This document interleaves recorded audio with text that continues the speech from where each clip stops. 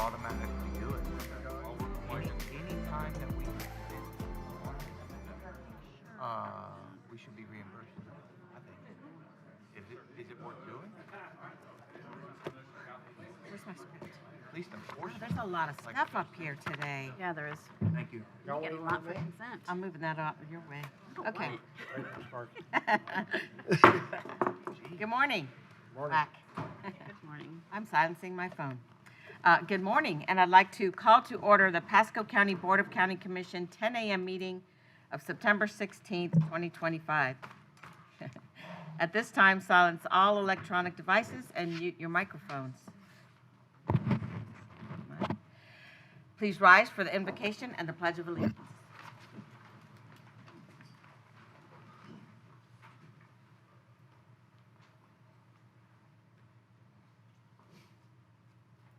Good morning. Morning. Morning. Let's pray. Father, we come into this room for another important meeting today, Lord, as we recognize various people and as we discuss various concerns and across our county, Lord. We thank you for the accreditation and recognition of our Public Works Department and others who will be recognized today. And yet, as we enter into today, we enter with sad hearts as we think about the violence that just occurred a couple days ago against Mr. Kirk. We condemn such violence, Lord, against anyone. And we ask that you help us to find ways for us to agree to disagree in a peaceful manner in all aspects of our lives. So I ask that you surround his wife and his friends and his kids with your arms of love and peace. And at the same time, Lord, we lift up so many others that don't make the news, that are victims of similar violence. And we just ask that you help peace to descend upon our land, Lord, so we can go forward united. So be with us today as we've come together. Give us wisdom to make decisions that need to be made and help us to accomplish the purpose of our time together today. And we lift us all up in your name. Amen. Amen. To the flag of the United States of America and to the republic for which it stands, one nation, under God, indivisible, with liberty and justice for all. Okay, Madam Clerk, please call the roll. District 1, Commissioner Oakley. Here. District 2, Commissioner Waitman. Present. District 4, Commissioner Yeager. Here. District 5, Commissioner Mariano. Here. District 3, Chairman Starkey. Here. All right, now is the time for public comment, and citizens are given an opportunity to comment on any current or future agenda item coming before the board and on other business under the board's purview. Today's public comment will be handled as follows. First, we will take public comment from those who are here in person. Then we will take public comment from those who have pre-registered for a WebEx link and are currently on queue. We request that when you address the board, comments are not directed personally against a commissioner or team member, but rather directed at the issues, and this provides mutual respect between board members and the public. After stating your name and address for the clerk, a 3-minute timer will be activated and a green light will be shown on the podium. After 2 minutes, a yellow light will indicate you have 1 minute left, and when your time is up, a red light will be displayed. 3 beeps will sound, and you should close your comments. WebEx participants will be disconnected automatically when their time is up. And Madam Clerk, do we have anyone who's signed up? We do. We have a few who have signed up. If I pronounce your name incorrectly, you can correct me. I'm okay with that. The first one up is Inaki Alvarez, and then followed by Amanda McCall.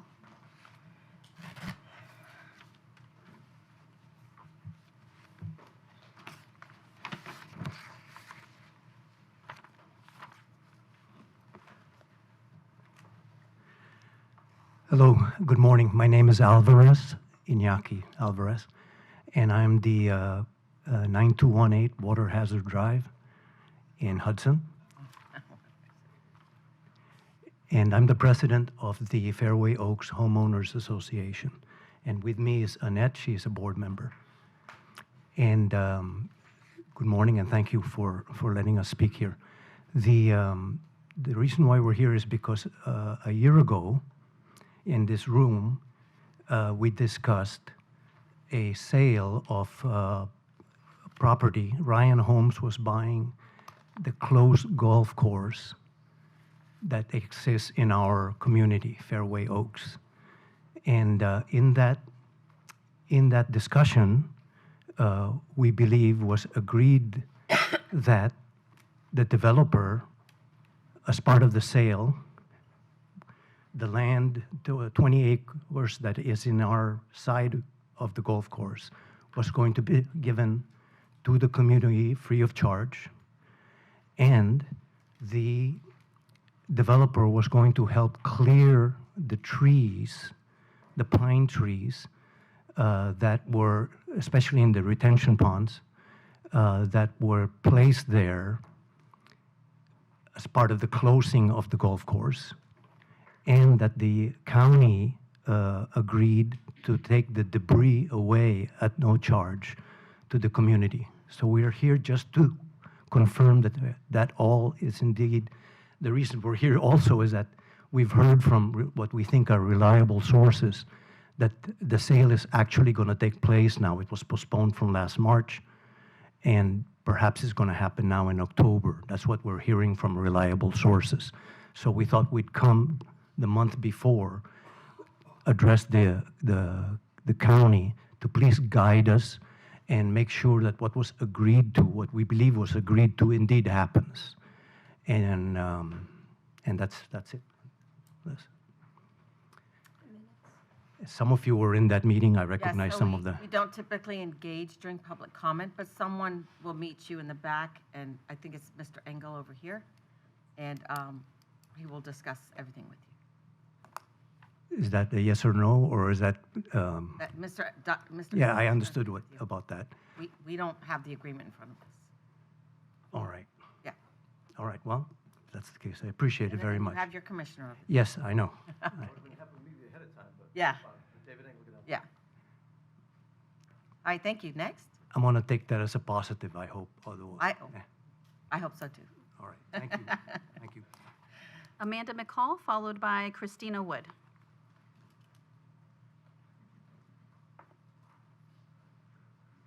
Looks like we're going to receive something. Take a motion. Good morning. Good morning. Yes, I have documents to Move submit, receive and file. All in favor? Aye. and Just hand them over here. there are multiple copies, so I hope everyone gets one. Good morning. We are here, myself and my neighbors. Name and address, please. Amanda McCall, 9648 Jerome Drive.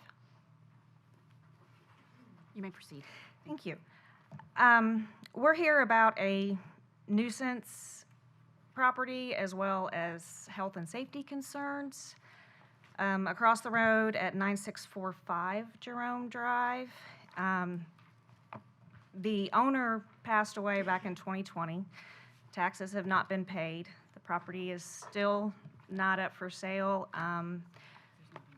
Squatters have moved in. They're living in 2 different campers as well as a garage. The house burnt down in 2007. They have electric and internet. Currently, I believe they have 10 adult dogs that are allowed to run loose. We have called animal control. They were there Thursday and received, I believe, close to 2,000 in citations. They have not kept them put up. They're still running. They've started chasing people with a pack mentality. We do know that there's drug use on the property. I have contacted Code. I also have transcripts from Code, Fire Department, Sheriff's Department, and 911. 75 calls to 911 just this year alone. 14 EMS calls, 23 code complaints. It's just a waste of tax money, and we do fear for our safety and the children and people that live around us. Since the owner has passed, I was informed by Code that there's nothing that they can do, that we would need to go a step above to ask for a resolution to this issue. As far as one of the pop-up campers, The Moon Lake area? Yeah, which, Yes. is it, because is it Newport Richey or Hudson? Newport Richey. Newport Richey, I just looked up, it's Moon Lake. Yeah, I believe we're in District 4, I think. Not for Oh, certain. no, it's not Moon Lake. What's the area? Jerome Drive, we are Oh, no, the neighborhood. at Moon Lake. Oh, it is Moon Lake? Oh, yeah, it is Moon Lake. Yes. Okay, I'm gonna pass these on so you can see. But yet, including in some of just, there's trash, junk, debris, constant noise. I know that they've been cited for the permitted use of not being allowed to live in the structures that they're living in. Constant open burning, which they're doing on the back of the property, which borders Jerome Lake, which I believe is county property. One of the trailers I know is pushed back far enough trying to hide what they're doing. I do believe it's actually sitting on county property. As far as 911, there's been warrants, overdoses, battery, assault, forgery, noise, animals, just goes on and on. And this is just this year alone. So what we're all here for is just requesting that something happen, because since the owner's dead, there's no way for code to do anything. Can somebody talk to her? Who here can speak with her and the others that are here for this issue?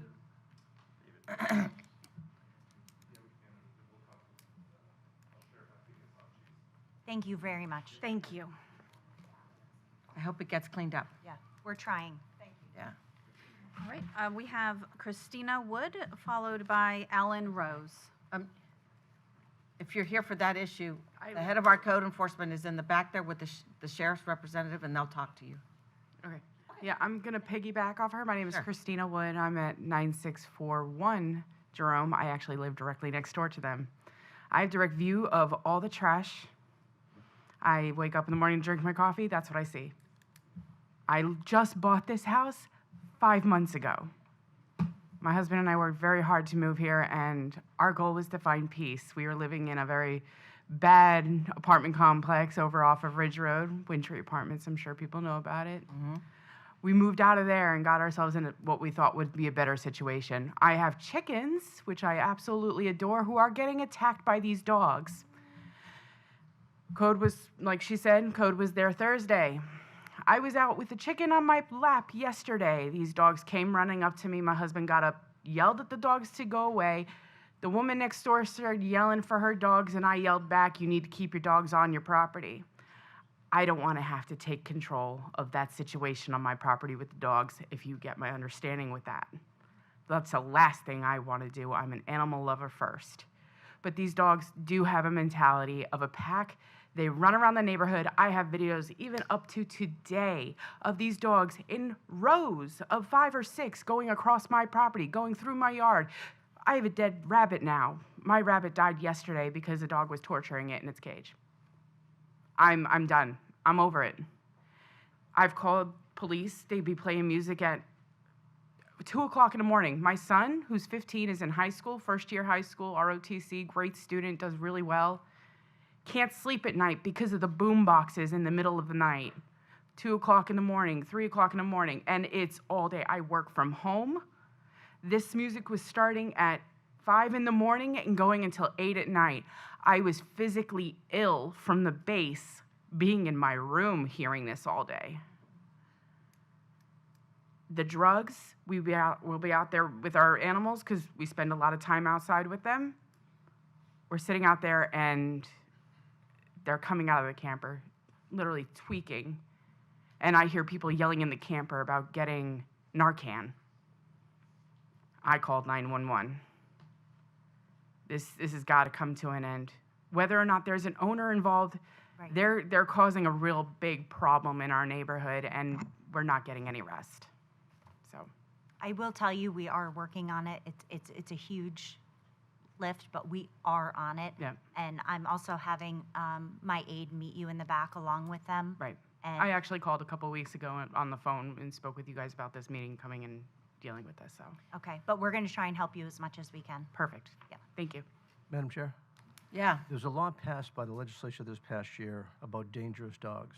I think with Chase in the back of the room, with David, maybe they should get together as well and just find out what can be done about what's going on there. you know, these problems are hard. It took me a year to get the people living in those tents on 19 out of there. We should bring this up with our legislature that we need to be able to help our citizens be able to live in their homes comfortably. Yeah. It's not right. Agreed. All right. Good morning. Alan Rose, 10221 Hilltop Drive. Move to receive and Presentation for file. the board. All in favor? Aye. Aye.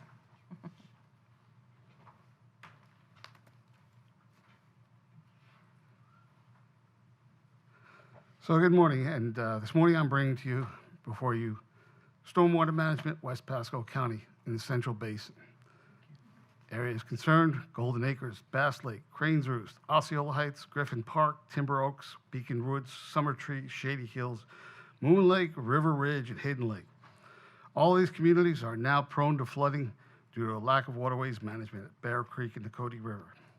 They are also prone to flooding due to a lack of maintaining the stormwater system already in place for years, bringing the waters to Bear Creek to our north and the Cody River to our south.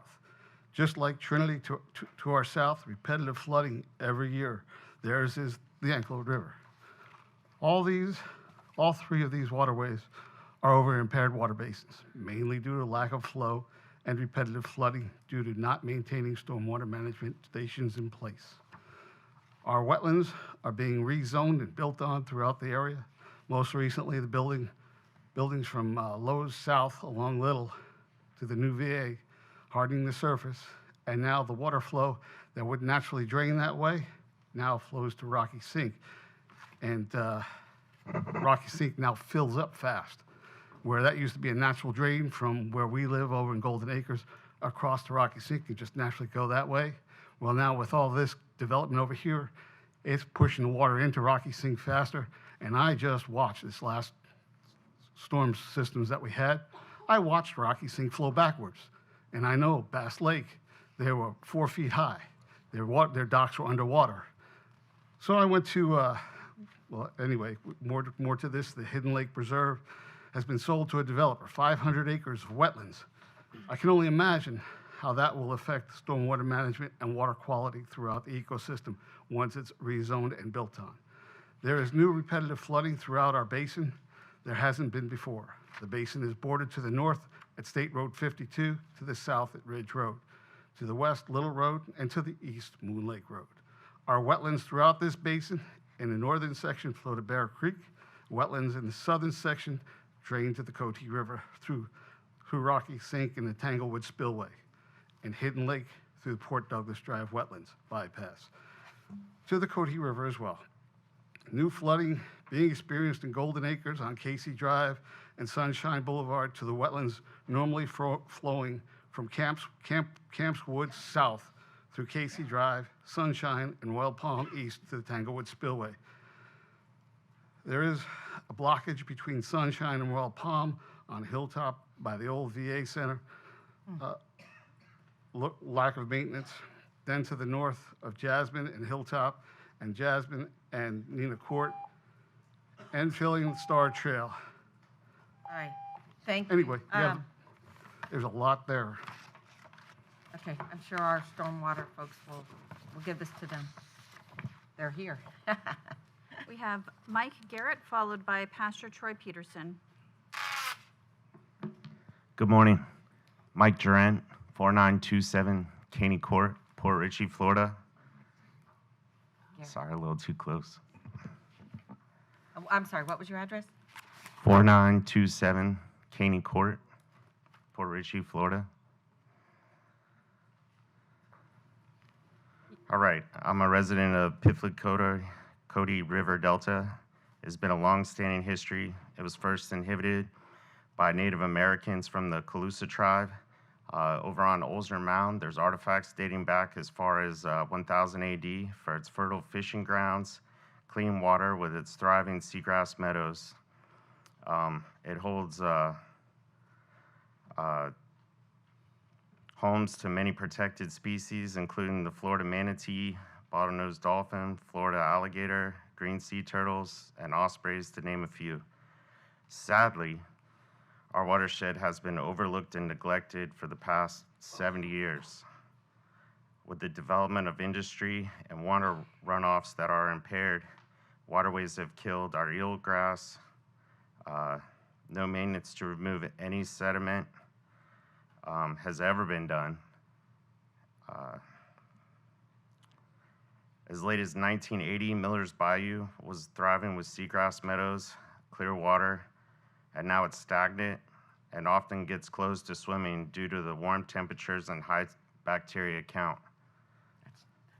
By renovating this watershed, will we have better infrastructure for storms that will provide discounts to residents that call it home, better habitat for all native species, and bring more eco-friendly tourism to our local communities. Recently, this impaired waterway contributed to scallop season being closed for 1 month, which is one of Pasco County's tourism fisheries.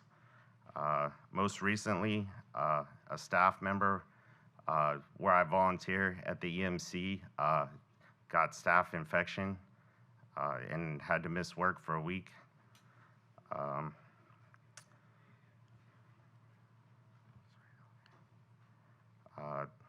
Finally, with these elevated water temps, it attracts hurricanes, and we all know the devastation that that can cause in our community. Thank you. Thank you very much. Okay. We have Pastor Troy Peterson.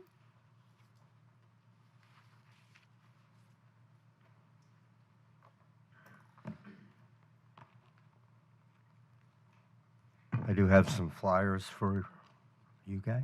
Move to receive and file. Second? All in favor? Aye. Aye.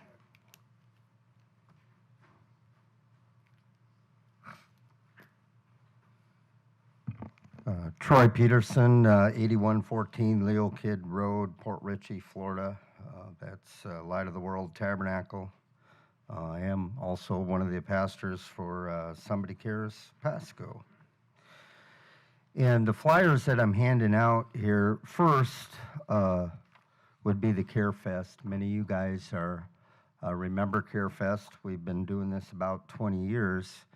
And I'm really excited this year. Once again, we've partnered with Elderly Nutrition through the Meals on Wheels program. So all these projects, I believe there's 27 of them, where actually the county has been out there seeing that, veterans' wheelchair ramp is falling apart and needs to be fixed, or fence has fallen down. There's blight in the community, such to speak, of that we can come together to work on these projects together, the church and government and businesses in the area, to help these that can't afford to take care of the problems themselves. I do know in the past, this is one day a year, right? The last Saturday in September. This time it happens to be September 27th. But also, this is a year-round thing where code enforcement, whether it be Pasco County or whether it be Port Richey, particularly, will give us a call and say, hey, their lawn is over mowed and we're going to have to fine them, or give them a code enforcement, go give them a violation, they can't afford it. Would you guys go and take care of it? And we're glad to do that through our men's maintenance program with Pastor Jerry. They're out of the Oasis Coffee Spot on Thursday nights. Also, I give you a half-page flyer of a night of inspiration, looking at the past to inspire our future. This is with Dr. Doug Stringer, the Somebody Cares International. Just to kind of give you a heads up what this guy's all about, when Governor Rick Scott was governor and, we had problems with hurricanes, right? He called up Doug Stringer and said, Doug, would you lead a national would you lead a day of prayer and fasting? Of course, Doug said yes, and United Somebody Cares to do that, working with, also with Governor DeSantis, hurricane relief. Who do they call when all that flooding happened in Texas? Well, Doug Stringer, Somebody Cares International. And of course, you guys know Daniel Bernard, Somebody Cares Tampa Bay. We're going to meet at the Oasis Coffee Spot there on Little Saturday, October 4th, and we're going to have music and word of encouragement. And is that my time up, or do I got a minute? That is your time. Okay, all right. I did want to pray for you guys, so I'll do that in private. I just come from a prayer meeting anyways, so we are praying for you, and I do thank you guys for your service. Thank you. Thank you. So, Madam Chair, that is all that I have signed up. I also want to let you know there's no one signed up for WebEx, so if you would like to make a... Okay, so would anyone here like to address the board this morning? Come on up, sir.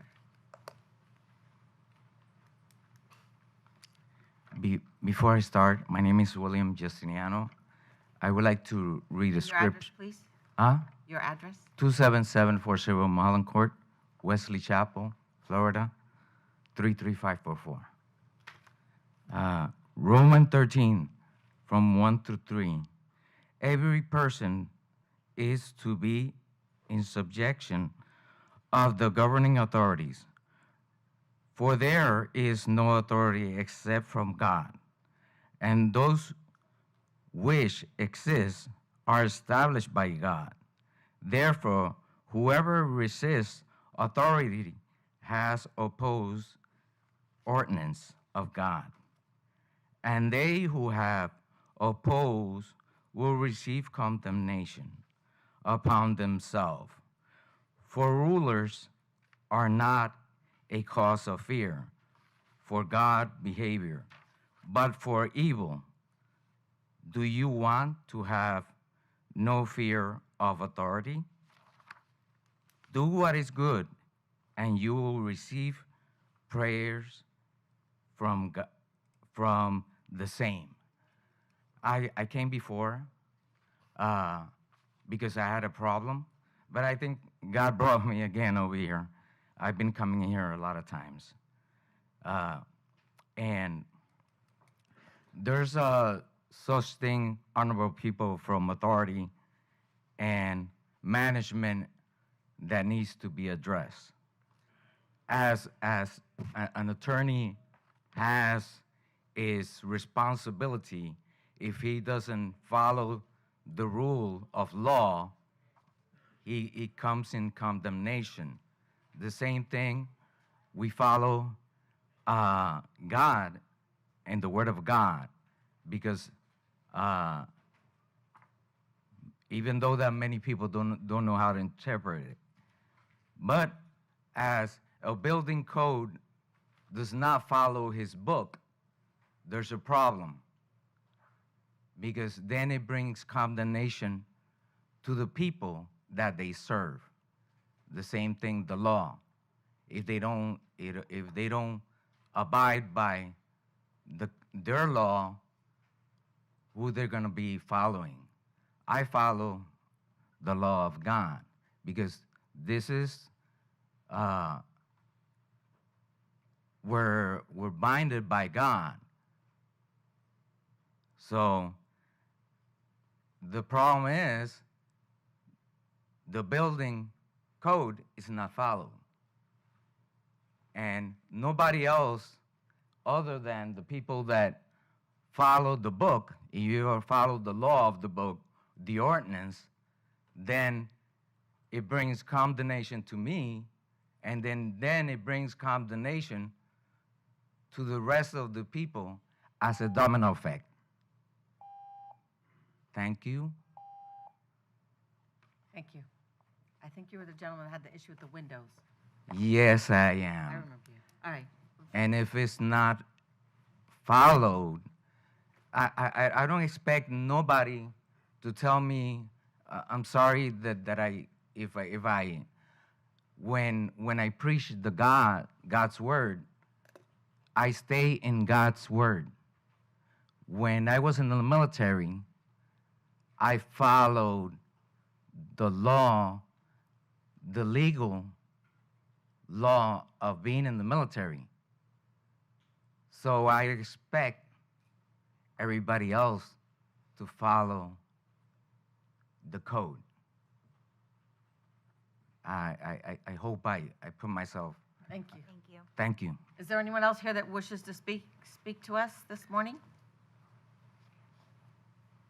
Okay, seeing no one, we will close public comment and move on to the, let's see, I always get wrong, so is it resolutions? Resolutions. All right, we have 4 resolutions this morning. We will start with Res 1. Okay. If you are here from Public Works Department, please step up to the podium.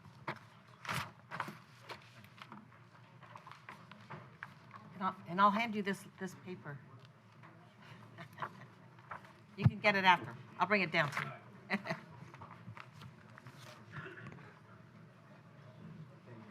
We got a few folks. Got the whole room.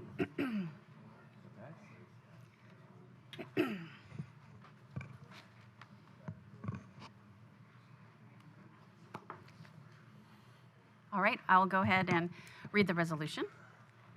Resolution number 25-337, a resolution by the Board of County Commissioners of Pasco County, Florida, recognizing the Pasco County Public Works Department for achieving accreditation from the American Public Works Association and commending its staff for their dedication to excellence in service delivery. Whereas the American Public Works Association, APWA, accreditation is a prestigious recognition awarded to public work agencies demonstrating full compliance with rigorous management practices that promote excellence in operations, programs, and service to the community. Get them all. And whereas the Pasco County Public Works Department underwent a comprehensive 3-year process from June 21st, 2022 to July 23rd, 2025, which included a detailed evaluation of 15 chapters and 215 practice areas and required a minimum compliance rate of 95%. And whereas the Pasco County Public Works Department achieved an outstanding 99% compliance rate. Congratulations. Surpassing national standards and demonstrating its commitment to the best practices, continuous improvement, and operational excellence. And whereas out of approximately 23,000 local government public works agencies in the United States, only 223 agencies have achieved APWA accreditation, placing the Pasco County Public Works Department in the top 1% nationwide. And whereas Pasco County now joins this elite group of 223 accredited agencies across the United States, becoming just one of only 40 currently accredited public works departments in the state of Florida, further highlighting the significance and rarity of this accomplishment. And whereas the accreditation reflects the hard work, professionalism, and dedication of every team member within Pasco County Public Works Departments to uphold the highest standards of public service for the residents of Pasco County. Now therefore, be it resolved by the Board of County Commissioners of Pasco County, Florida, that said board hereby recognizes and congratulates the Pasco County Public Works Departments for achieving its accreditation from the American Public Works Association and commends the department's leadership and staff for their unwavering dedication and operational excellence and service to the community. Done and resolved in regular session with a quorum present and voting the 16th day of September 2025. Move approval. Second. All in favor? Aye. This is Commissioner Waitman's. Thank you. Well, he gave me a script. Hey, I didn't sign it. Did I sign that? Did guess I sign those? Yes, you did. Oh, Yes. Okay. You signed them. So I'm obligated to read this, and then we'll speak from the heart afterwards. Obligated. All right. So today we recognize a significant achievement by our Public Works Department, earning accreditation from the American Public Works Association. This milestone marks the culmination of a 3-year journey grounded in commitment to excellence, accountability, and continuous improvement. 3 years ago, the department made the decision to pursue the American Public Works Association accreditation as a way to strengthen its internal processes and business practices. What followed was a department-wide effort. Employees at every level, from frontline staff to senior leadership, worked diligently to review, refine, and document policies, procedures, and best practices. The APWA evaluation process is both rigorous and collaborative. Evaluators volunteer their time and come from a wide range of public works backgrounds, many serving as directors or senior managers in their own agencies. They bring with them a wealth of experience and insight drawn not only from their own departments, but also from many others they've assessed. At the conclusion of the evaluation, the team of the APWA evaluators selected one of our procedures as a model practice, an honor that is not commonly awarded. This particular procedure, which focuses on facility security and safety, was developed through a collaborative effort between Public Works, facilities, and the safety team. It will now be featured on APWA's membership-only website, serving as a benchmark for other agencies across the country. So it's pretty cool. You know, it's to be critiqued in your role, right, can be a little bit stressful. Makes you feel like you're not doing your job or you're not feeling good enough. But in this case, to have an outside third party come in and everybody be accepting of the process to learn and get better and take the critiques and learn what we're doing great, what we can do better, what we can improve on, is a testament to your dedication and service to Pasco County and to your jobs, to be able to accept the feedback and implement it into best practices. And, you know, that's just a wonderful attribute of all the Public Works team, from Branford and Jason all the way down the line. And it truly is, in your world, a team effort with the volume of projects you all have to tackle and face on a regular day, let alone when fun weather comes to town. So it's an honor to have you all here today. Thank you for your fantastic work, and to be in the top 1% of all public works departments and receiving this accreditation is pretty cool. So congratulations to everybody here. Commissioner Oakley? Yep. We'll all have a say, Great- I'm sure. Great And the administrator. great achievement. So I appreciate each and every one of you for what you do each and every day, because you have the biggest effect on most of Pasco County on the ground level. You get praises, not necessarily from these good works like now, but you get praise for that people recognize but you don't hear it when you've got everything mowed and everything's clean and everything looks good all around the county, but you miss mowing for a week and everybody's on your case because that wasn't done. But there's a lot of work that has to be done, and I know you have a lot of work to do, and sometimes not as many bodies on the ground doing that work that you need. So I do understand that it is a trying job, but Branford and Jason have an easier job by having some of the greatest people in the county working for them, under them, so the job gets done. So I certainly appreciate each and every one of you for what you do. I've heard from people that are mostly naysayers that tell me a lot of times how bad our roads look, to the point of when we changed our PVAS over to the paving system we have now, to tell me it was the best thing that the county's ever done. So you should be proud of that, because you're the one that's laying that groundwork for the new paved roads. And there's a lot of new paved roads out there. You see them. They're being done. But it's still, those that are not getting their road paved are still fussing, but we'll get there in time. But it takes time and it takes money to do it. But I thank each and every one of you for all that you do. Thank you. Commissioner Yeager. 2 words, Pasco proud. You guys are amazing, and we are just truly blessed to have like the best of the best working in our county. So it's a huge accomplishment, but it does not surprise me that you guys are in the top 1%. You guys are awesome, and thank you for everything you do. Commissioner Mariano. Thank you. Well, I gave him a little, all right, I don't know how that happened, Carbella, but we're going to talk later. But literally, what you guys have done since I started here back in 2004 for the hurricanes, Branford, you're coming on board, bringing great people all around you. And Jason, for you just kind of continually to process everything through, work with Barrett, Elliott, Tim, Jason, Larry. We'll even go into ditch himself if need be. What you guys have done, and I just want you to think about this, Holiday Hills used to flood out. Remember the first pump we put out there? Put one up above by the Veterans Center, would circle back around, found out later on, that second pump we put went down to the creek, and guess what? A few years later, they haven't flooded since. Timber Oaks, Jasmine Lakes, Arbordale, no most recent accomplishment there. Ashwood Drive, something, I'll give you credit, Carbella, you told me this was gonna work, and it's worked. Great fix there. Leisure Lane, Gray Birch and Nome. I mean, that was a project working with, especially like Joe Amoa and Fig, we're all sitting down talking, how's this gonna work? How are you gonna gravity feed that thing uphill? But you guys went deep enough, and it's been working fantastic.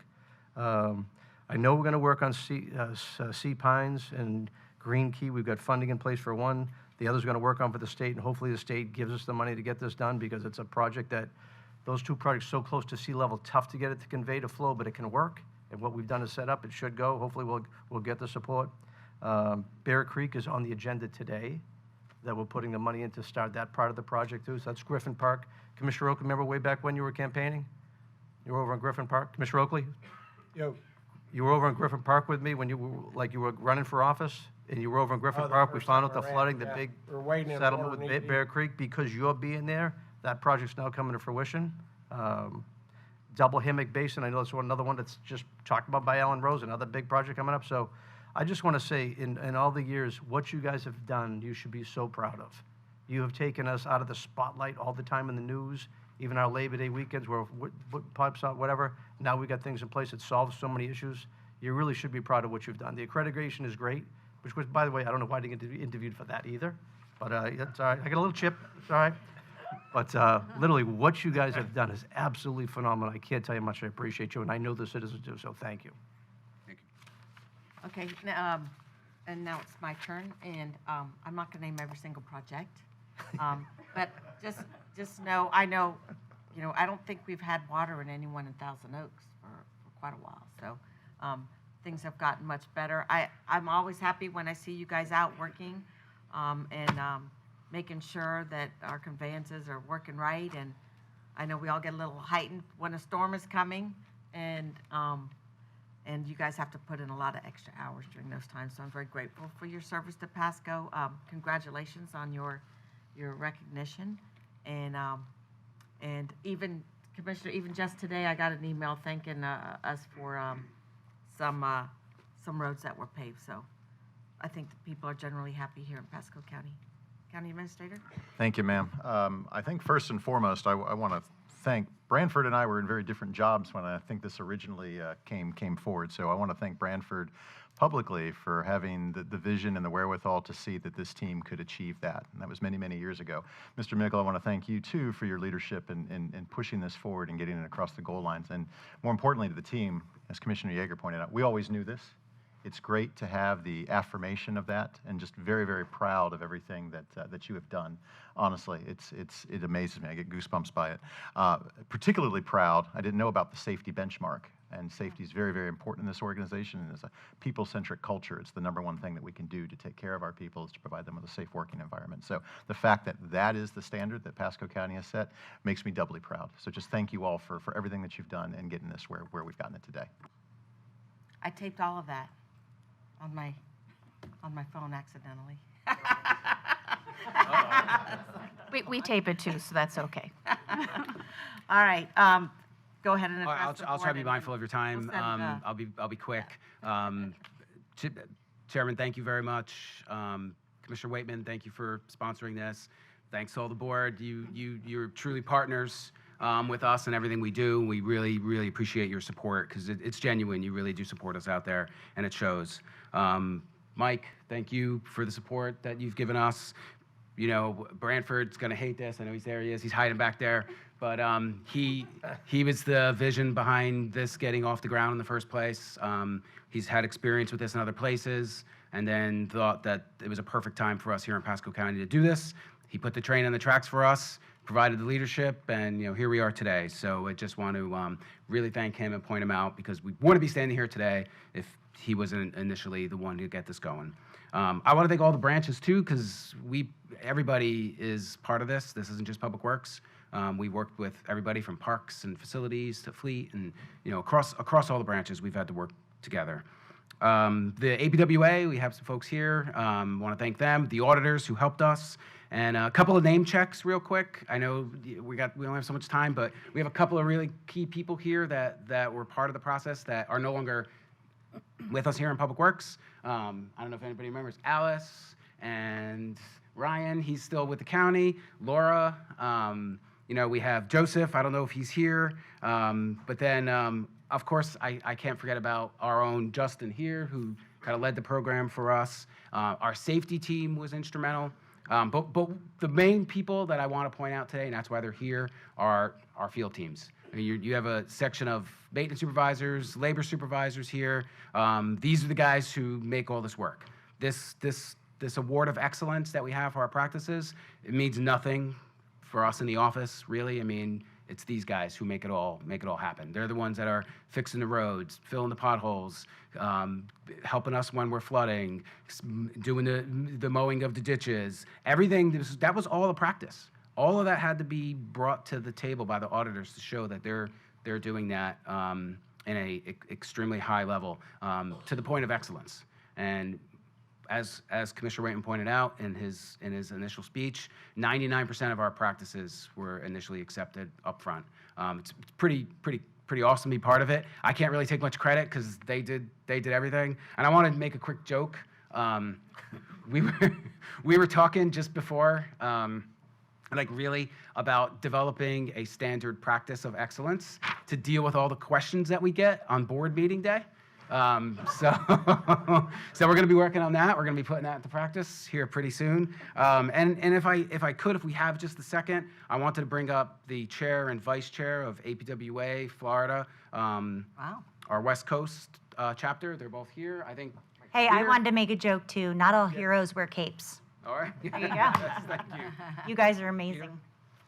Hi, it's great to see everybody. I'm the vice chair of the West Coast branch, and I also have, I'm also the education, training, and credentialing chair at the state and certification commission at the national level. And I also want to introduce Christopher Alcott. He's the chair of the West Coast branch. Like to say anything? I just really want to introduce ourselves and to really introduce the APWA. The American Public Works Association is active in the United States, Puerto Rico, and Canada, and we're very involved with advocacy, with training, credentialing, with networking, and things like that. And I just wanted to be here to memorialize and to recognize this wonderful achievement that you all have made. So again, wonderful work. And if there's anything that we can do for you, please just don't hesitate to holler at us. Yeah. And just one last thing, I started off here about 25 years ago as an intern. And wow. It's so wonderful to see how things have evolved. So thank you for your great work. It's a little different. Behind you, it's just interesting that you're here today. It's also Manufacturing Month, and we're going to be giving out a resolution. And behind you is a gentleman named, I'm talking to you. Sorry. His name is Tom Madano, and we have a workforce training program here at the county, and we're about to take on training programs for 4 departments here at the county, and 3 of which I think are under you guys. One's under someone else, and Tampa Bay Water, if you know Tampa Bay Water. Of course. They've been trying to find a training program around the state, and even started one of their own. It was unsuccessful, so we are going to be entering in a training program with them. So I'd love for you to meet Tom. He's behind you somewhere when we're done with this. And you can hear what we do here in Pasco County. Wonderful. And again, anything we can do for you, I'd love to work with the county. Yep. Okay, I think there's too many people for us to go down. Come on down, Jack. So, Atta boy.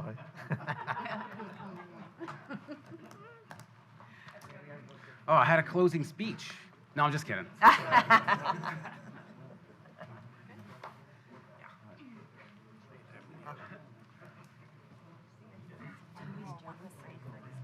Oh, yeah. See, this is another reason. Oh, wow. This is Yeah. Oh, we still can't see. I did want to ask what you're doing on decubulus in Massachusetts. I got the That's decubulus Newport side Richey this morning. Utilities, actually. They're along the water line. None of you guys drive that way. tall. This might be our biggest crowd. We're the same height and we're like 3 feet high. Seth, you're too tall. Look at that. He's still tall. I don't think you can. Sorry. All right, just make sure that everybody Waitman has needs a a chair. window and can see me. And then ready? All right, ready?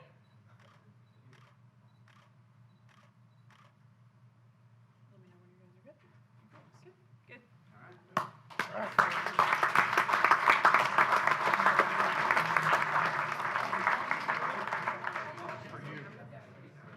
Tom is here somewhere back there, and he'll meet you in the back, right, Tom?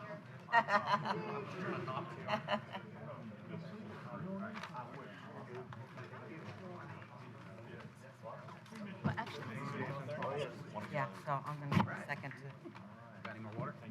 well, let's skip to the next one so we can talk to you. Do my second one. Jacob Little. Okay. Tom, if you want to exchange cards, we're going to do Jacob Little next.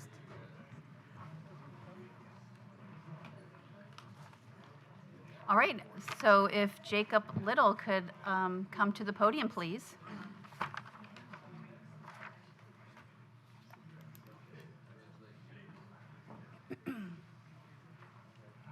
RS3. Okay. Hi, I'm Jacob Little. We're going to read something for you. I'll read your resolution first. Okay. Resolution number 25-339, a resolution by the Board of County Commissioners of Pasco County, Florida, honoring Jacob Little for all his accomplishments and for winning national and world championships. Whereas Jacob Little has reached new heights this year with his karate training and on the competition mats. He began the year by earning his Sandan or third-degree black belt after 13 years of training. And whereas Jacob has been a member of the Ingrams, is that correct? Ingrams. Thank you, Ingram's karate competition team for 12 years and has had an outstanding 2025 competition season, earning state, national, international, and world medals. And whereas in April 2025, Jacob competed at the North American Open International Tournament and brought home a gold, silver, and bronze medal, and concluded the Florida competition season by earning a state title in his division. Jacob's outstanding performance over the past year earned him an invitation to represent his country as part of the AAU National Karate Team for the 4th year. And whereas at the AAU Karate National Championship, Jacob won gold in kata and 2 silver medals in weapons and fighting, and earned the honor of representing Ishinryu and his dojo on stage at finals in the competition for grand champion. And whereas Jacob competed in the AAU WUKF World Karate Championship in Malmö, Sweden, representing his country with pride, and earned 3 total world medals, including 2 silver and 1 bronze. And whereas Jacob competed in the Ishinryu, There you go. I'm learning, Ishinryu Hall of Fame tournament, where he secured 3 place wins. In addition to sweeping his division, Jacob was honored with the IHOF Award for Young Male Karateka of the Year, which is presented to recognize outstanding dedication to his dojo, karate training, and their community. And whereas Jacob competed in the AAU Junior Olympic Games, where he won 4 gold medals, 3 silver medals, and 1 bronze medal, Jacob was honored with the Joel Farrell Memorial Award, which is presented to 1 male and 1 female athlete for best overall performance and sportsmanship in their respective sport. And whereas, although Jacob's achievements during competitions were commendable, we are even more impressed knowing he accomplished all of this while remaining dedicated to graduating with honors and giving back to his dojo, his community, and the AAU through hundreds of hours of volunteering in 2025. Wow. Now therefore be it resolved by the Board of County Commissioners of Pasco County, Florida, that said board hereby honors Jacob Little for all his accomplishments and for winning national and world championships. Done and resolved in regular session with a quorum present and voting the 16th day of September 2025. Congratulations. Thank you very All in much. favor? Wow. Yes. Aye. If I could, I just want a moment to say thank you to everybody on the board for recognizing me. When I was young, I definitely didn't think I'd be doing this right now. I didn't think I'd be so successful with my career, and being recognized for something that I do like every day with my training. And yes, I just wanted to say thank you. And also, I wanted to say thank you to my senseis. They know that I love them a lot and they mean a lot to me, but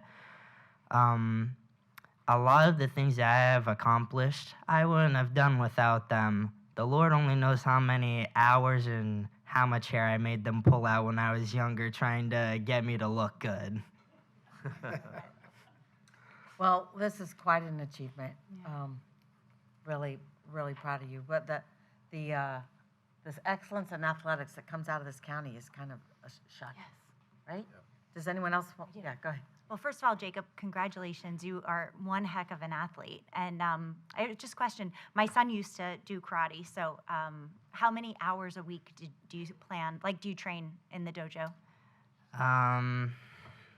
That's hard to say, but if I had to guess, it's probably somewhere between 2 and 3 hours, because actually it might be more than that, because I train at the dojo 3 times a week, and each class is roughly an hour or so, so it's somewhere between like 2 to 3 hours, and then I do a lot of extra training outside of the dojo and at home, so That's awesome. I'm training a lot, but as far as in the dojo goes, it's somewhere between 2 to 3 hours every week. Well, congratulations. That's an incredible accomplishment. Thank you very much. I appreciate it. I've had the pleasure of being in Malmo, so that's a long trip. Yes, it was a very long trip, but it was a trip worth traveling for, so to say. It was a very beautiful area, and the country was very beautiful as well. Awesome. And Ingram's has been around for a while. Is anything else? Are any of your dojos here?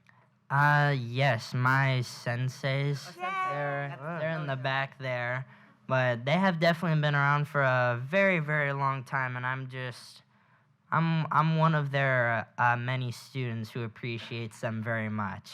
Well, congratulations. Well, go ahead, Commissioner Oakley. Yeah. I don't know if they're going to pick teams later for karate, but you're on my team. Thank you. They can pick whoever they want. Well, I plan on us winning. So. Yes, But yes. I appreciate everything you've done. There's a lot of work goes in doing what you do, especially over 13 years. And Yes. you live and think it and really do it. So I certainly appreciate it. Thank you, thank you. Yes, sir. Okay, let's all go down and take a photo. Bring your. Oh, poor Jack. Jack wanted to say something. Oh, You don't mind. I was just saying, congratulations. Thank you. I hope, I saw Adam Thomas in this crowd earlier, but hopefully we can do a nice little sports review on you, because that record is outstanding. Thank you, thank you. And maybe bring all your friends up, too. Yeah.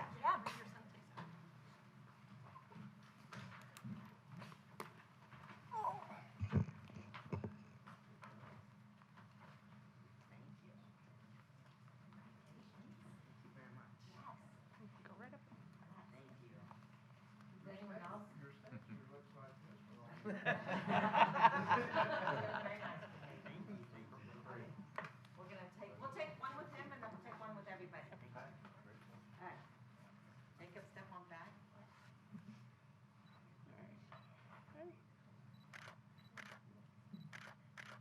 County Administrator, you should be in this photo. This guy's like. I'm rather intimidated. You won't do a takedown move on you right now. I promise.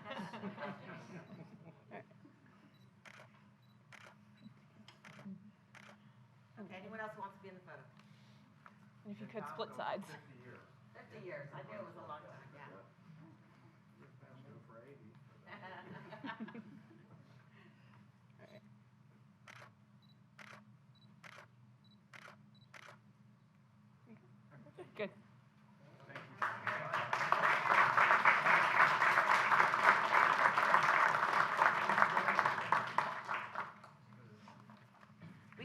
photo with you right there if you want. No, that's okay. Thank you. All right, well, congratulations.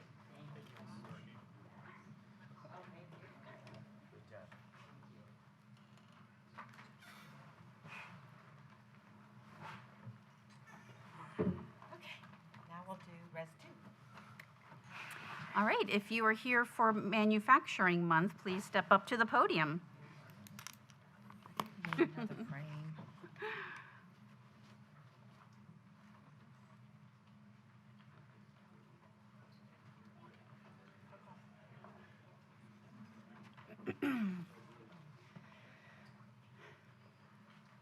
I'll go ahead and read the resolution, resolution number 25-336. A resolution by the Board of County Commissioners of Pasco County, Florida, declaring the month of October as Manufacturing Month and Friday, October 3rd, 2025 as Manufacturing Day in Pasco County. Whereas October is nationally recognized as Manufacturing Month and National Manufacturing Day is observed on the first Friday of October.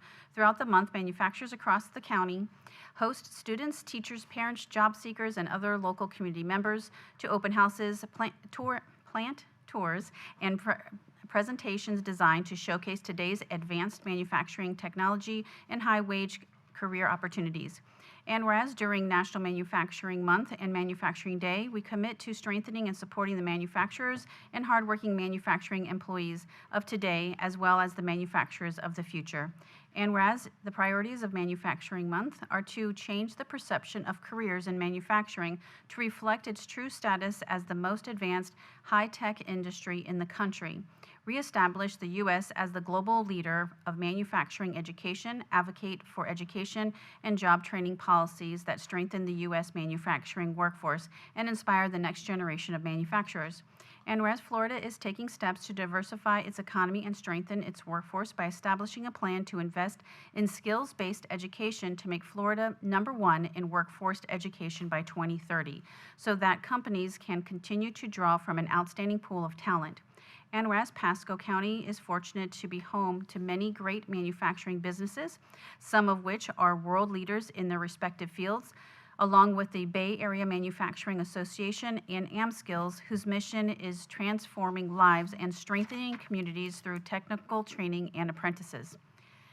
And whereas by working with educational institutions, the Board of County Commissioners and local manufacturers have and continue to work together to continue with future generations, build the next generation of skilled manufacturing employees, taking charge in the public image of manufacturing and ensuring the ongoing prosperity of whole industry.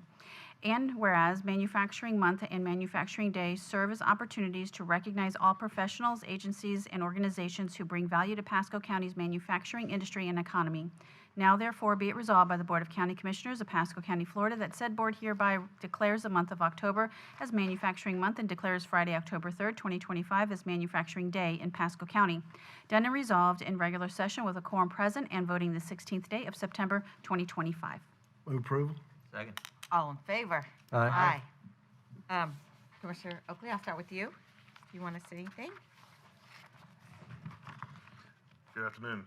Well, hang on one second, because first we say, we give you all these congratulations, and then you guys go. Okay. And if you don't want to, that's fine too.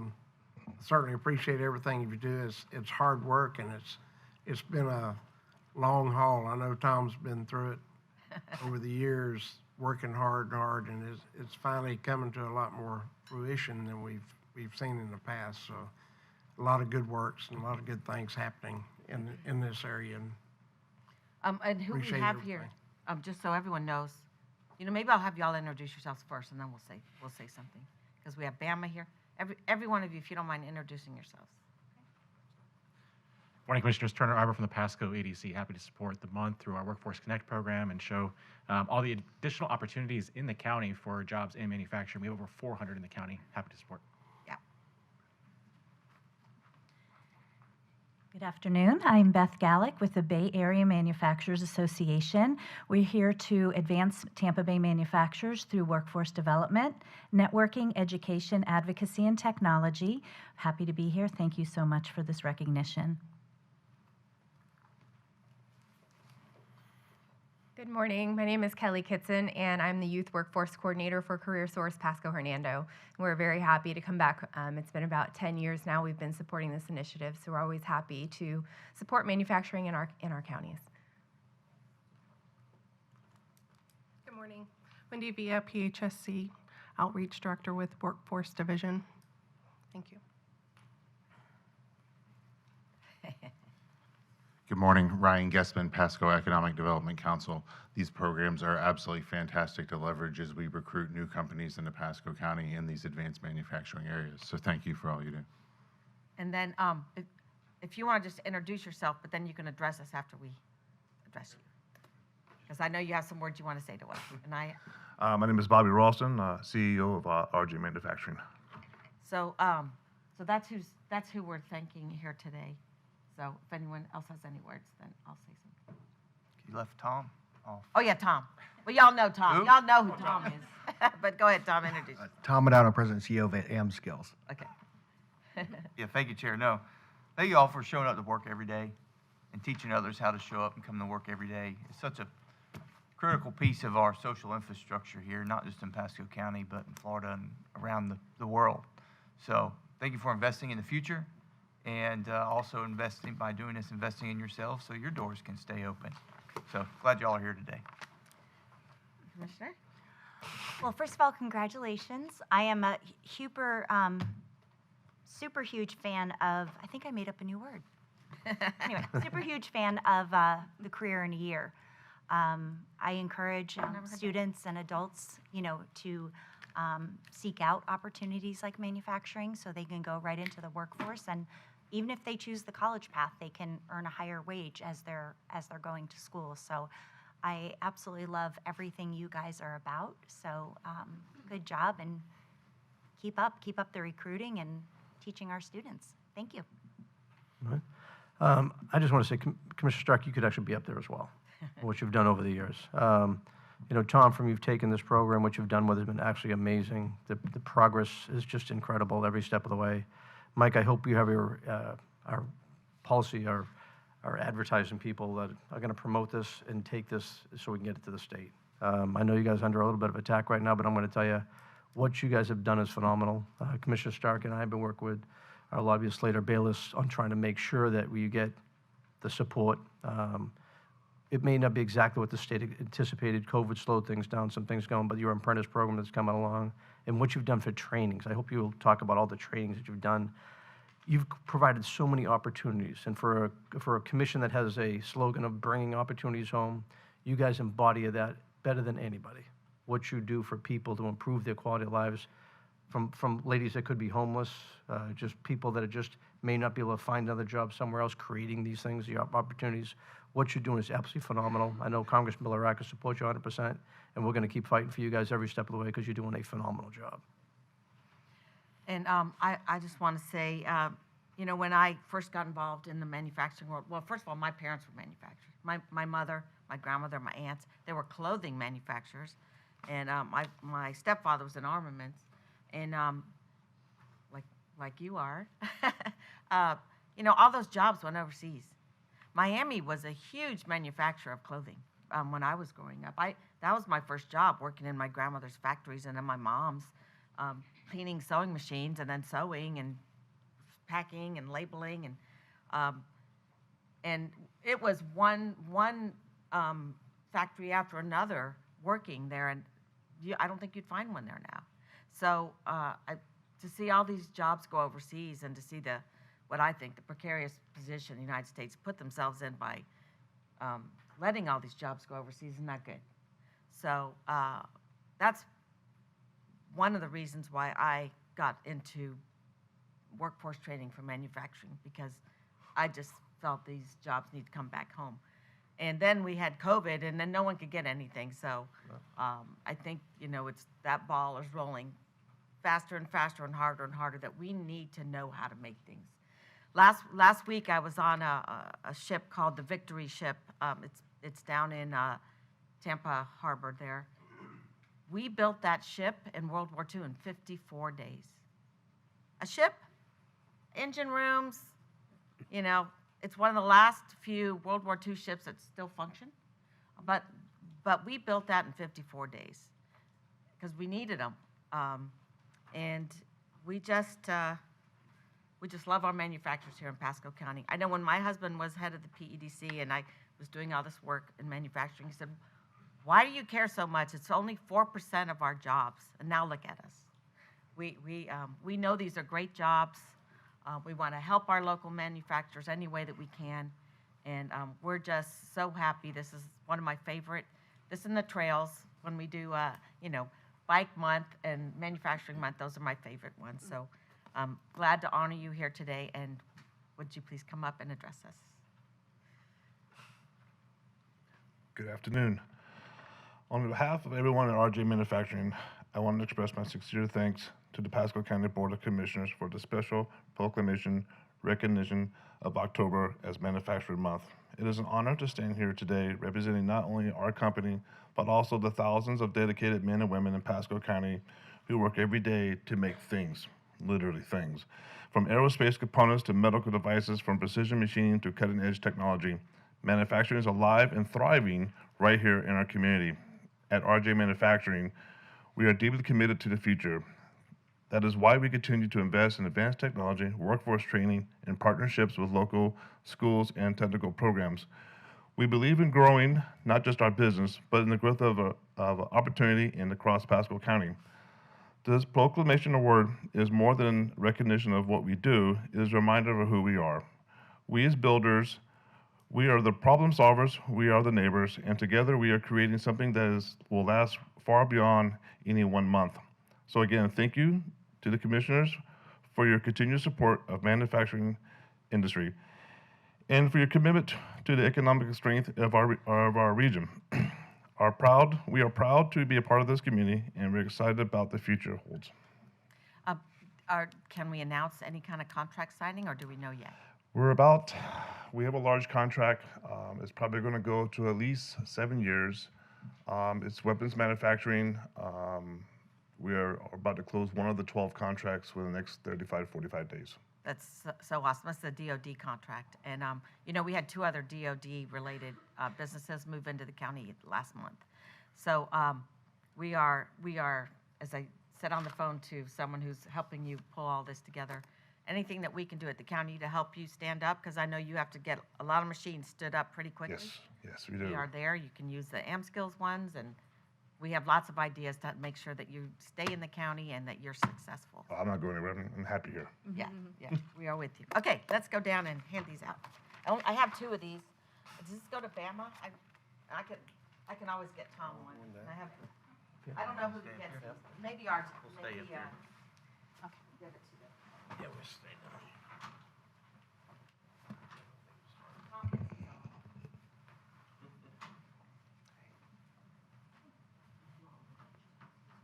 And anyone else?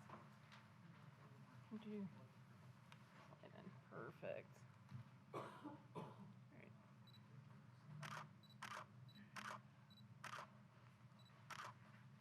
Thank you. All right, thank you.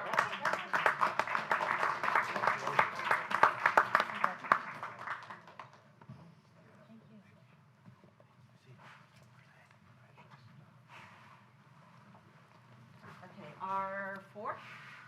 Yes. If you're here to celebrate the 40th anniversary of Habitat for Humanity, please come to the podium. Which habitat? Oh, good, that guy stayed to talk to Tom. That national guy stayed. I know, it's Pasco.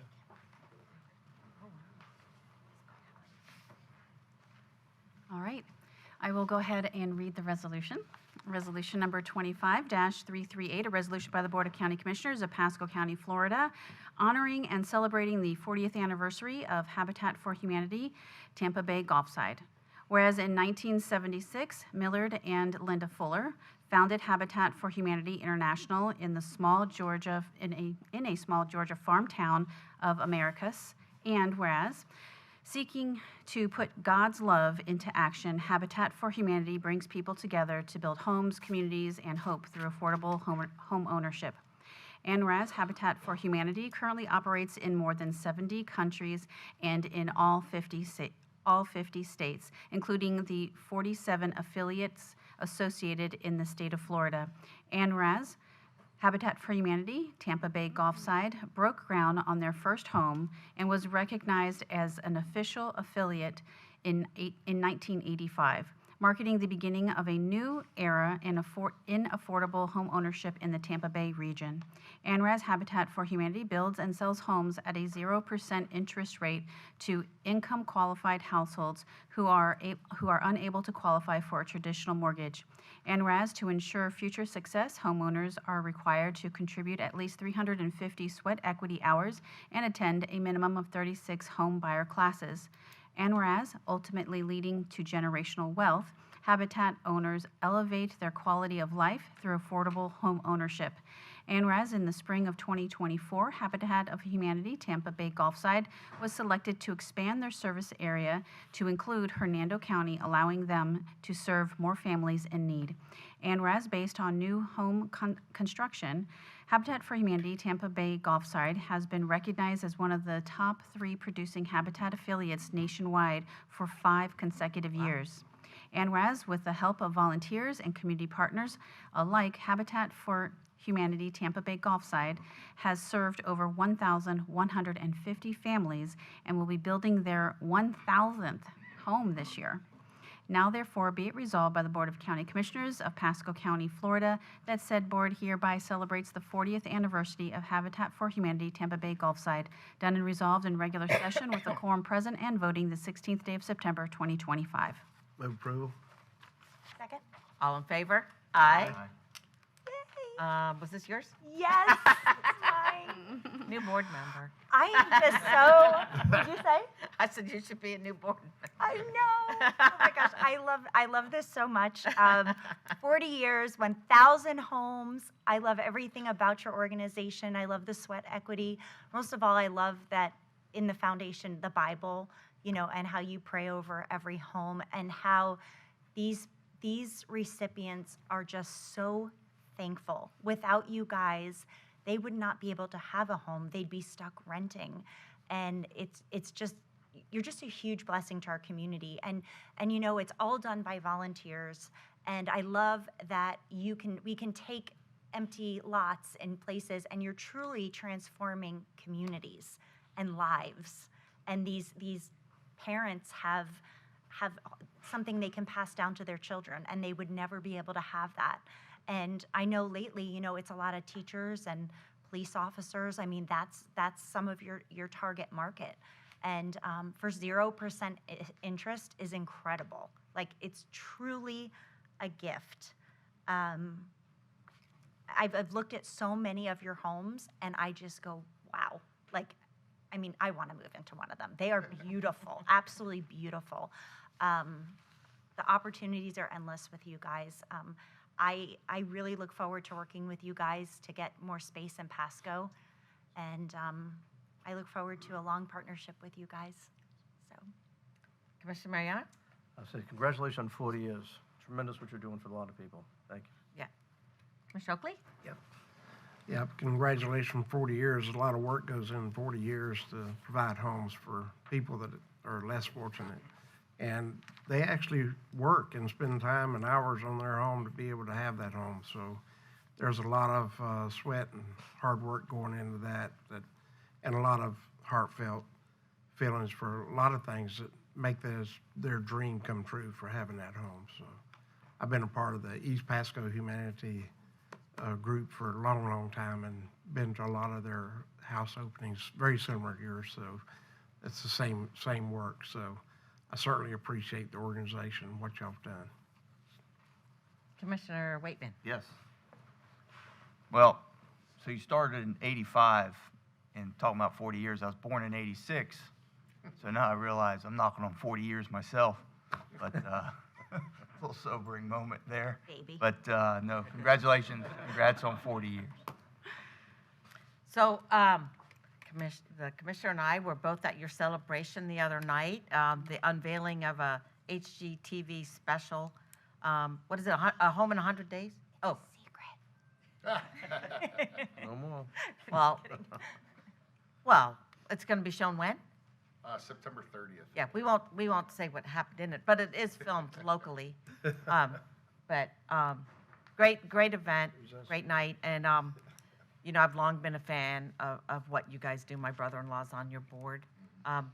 When our former county administrator was here, Michelle, the county went and did a house on the east side.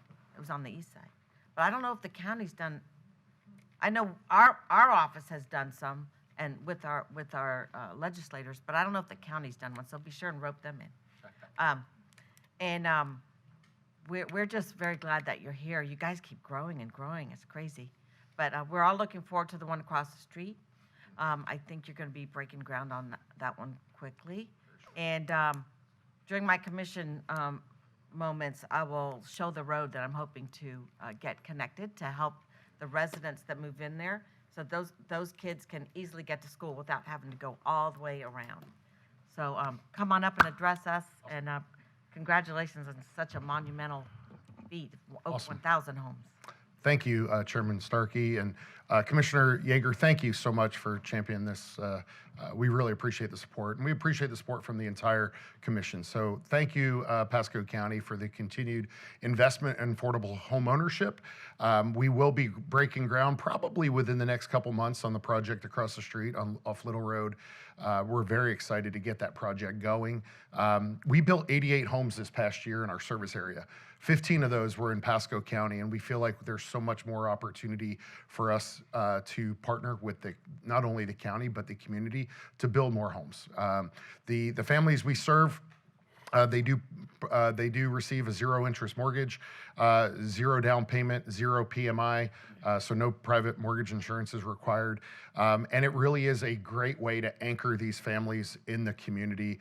As we know, we're losing teachers, we're losing firefighters, police officers who are moving out of our community because they can no longer afford to live here. And so Habitat is one of those solutions, and we look forward to a continued partnership for 40 more years. So one of our board members, Charlie Rogers, is with us today. Candy Hagler is our executive director here in Pasco. She sits in our office right down the street. Sean King is our executive vice president at the organization, and Skylar Alexander is our government relations manager. So thank you again for the time and the recognition. You know, I want to echo something that Commissioner Yeager said. This is not a handout. These people have earned the opportunity to get in line to be a recipient, and then they have to continue to earn their house by helping others build their houses. So, you know, we're all about a hand up, not a handout, and that's one of the things I like about your program so much. I will say one thing I learned the other night, how hard it is to hammer a nail into a piece of wood. I don't know if I can do that. When the nail guns come out, it's a lot easier. Yeah. Okay. Bing, bing, bing. Okay. All right, let's go down and take a photo. I want to get a nail gun. That's not safe. I have my own saw. You can go all the way up. And I know how to weld. No, I think February. Oh, I'm coming down to you.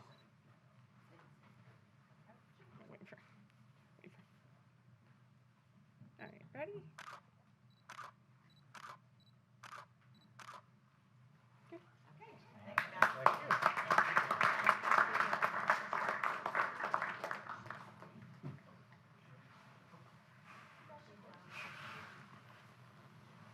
Okay, we are on to the consent agenda, and I do have some pulls in here somewhere.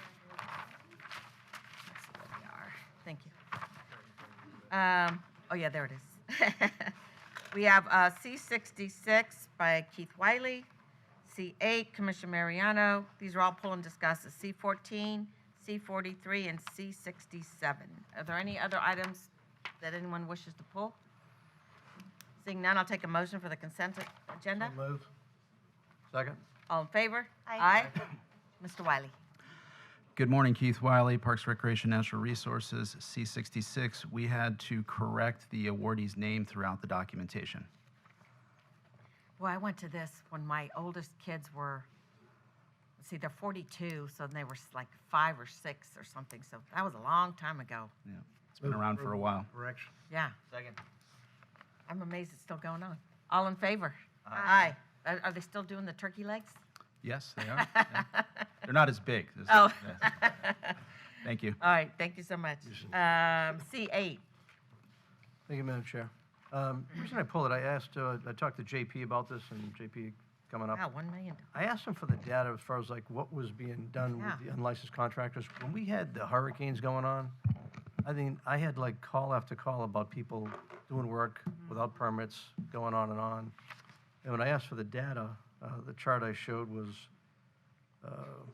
concerning as far as like there was very little that was done from, let's say, October, there was nothing shown, November was nothing shown, December had a little bit of activity, January had a little bit of activity, and then the next 2 months had a little bit more activity. But I talked to JP about, with code enforcement, we try to put things in and put policies in place that we think will work. We started with the panhandling ordinance, went to a right-of-way ordinance. But we found that if it wasn't done the right way in the right times, it's not effective. And I just wanted him to kind of talk about what he's had a few days to look at this, but what things can we do to make this program better, more effective, and getting the value for what we're putting into it? So through the chair, thank you, JP Murphy, Director of Building Construction Services. For the record, today we have technical questions. Chris Main, Deputy Building Official for Minimum Standards, is here with me. I think Mr. Daniels may come up and make a few comments as well. We took a look at your concerns, particularly after the hurricane, and I will say there was some learning on both sides of this relationship, which has been a fantastic relationship with the sheriff's office. In fact, I think over the years, performance has doubled. You can see that in even the 2024, where the number of arrests have doubles. But we were prepared for unlicensed contracting enforcement following the hurricane because all of our staff was dedicated to doing some of those other activities: recovery, damage assessment, substantial damage improvement, the power waiver release thing that we've never had to do before. So all of our available resources were put towards those efforts. So we admittedly did not have a lot of minimum standards efforts out looking specifically for unlicensed contracting. That's not to say it didn't happen. The sheriff's office was out looking for unlicensed contracting. Immediately following a storm, a couple things happened. Folks are starting to do muck and gut. You don't need a license for that. Anybody can come in. In fact, we saw that with our nonprofit groups. It takes a little bit of time following the storm for the real kind of contracting and bad actors coming in. What a lot of folks didn't realize is the Office of Insurance Regulation also had state-level inspectors driving around. We saw them out at Gulf Harbor, certainly, and some other places, and they were going around grabbing numbers off of trucks, looking at license plates, searching Facebook. So there was a lot of that happening behind the scenes. Unfortunately, we just didn't get great data collection of of the stuff that was happening during those months. It was it was a little bit frantic. So part of our BPI coming forward for budget, you'll see later, is we're also going to have 2 civilian unlicensed contractor inspectors focusing on that to partner with the sheriff's team as well. The sheriff's relationship is critical for minimum standards because we don't have the power to do some level of investigation, subpoena, detain, and arrest, and do criminal charges. We can only do stuff under the ordinance, under the Florida Building Code.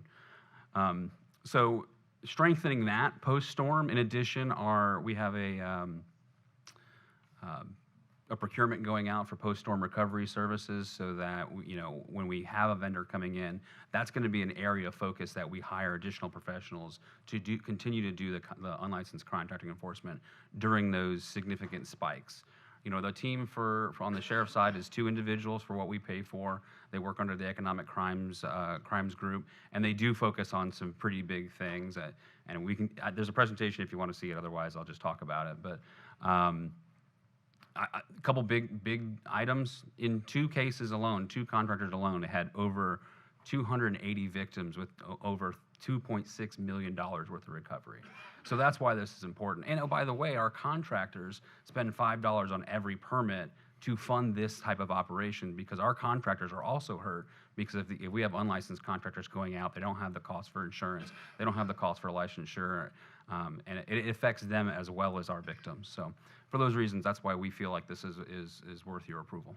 Yeah, and I think it is a good program to go. And again, when I just looked at the data, a lack of data. I says, there's got to be something more to it. And I was out there when the state inspectors were out there too, so maybe we need to reach out to the state inspectors and get some more data to kind of find out what they found, because I think it should be part of this. And if we have another storm, the same type of situation, we can learn from it to at least get their data, use it to make it more effective. But I support the program. I just want to make sure we're going to maximize it best we can. That's a great suggestion. We'll work with Mr. Daniels to see if we can get some better data collection as well throughout the year.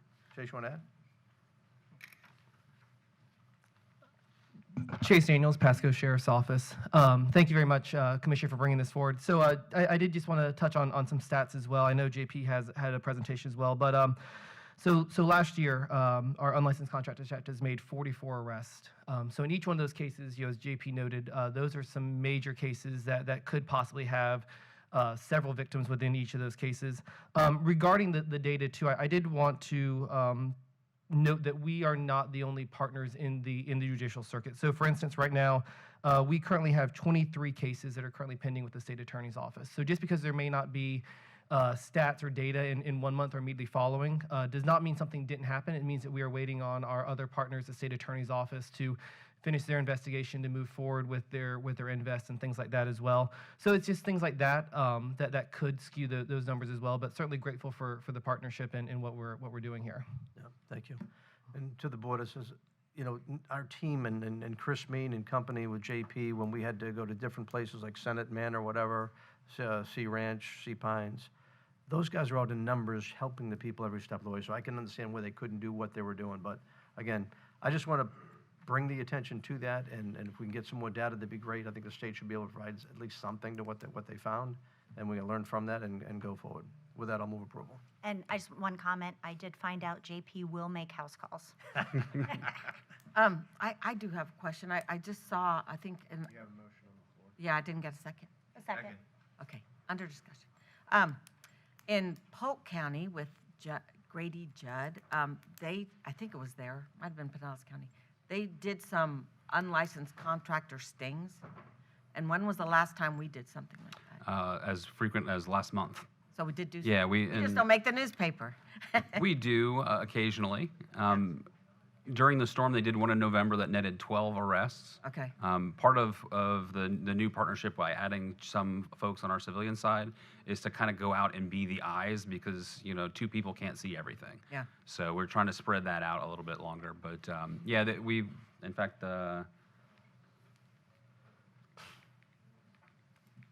Yeah, well, there's one done in September that netted, I believe, 10 arrests. One in May that netted 12 arrests. We do a smaller version of a sting, and like you might see in some of the southern counties, we'll go out and do kind of one big enforcement in one area and do some multi-agency stuff. In Pasco, it's basically just kind of us, and we look for different properties and try to keep it fresh so that house doesn't get burned by like everybody knows, hey, don't go accept a job over there right now. So I'm almost done with my house that was damaged by the storm. The electricians were out yesterday, I think, finishing up, hopefully.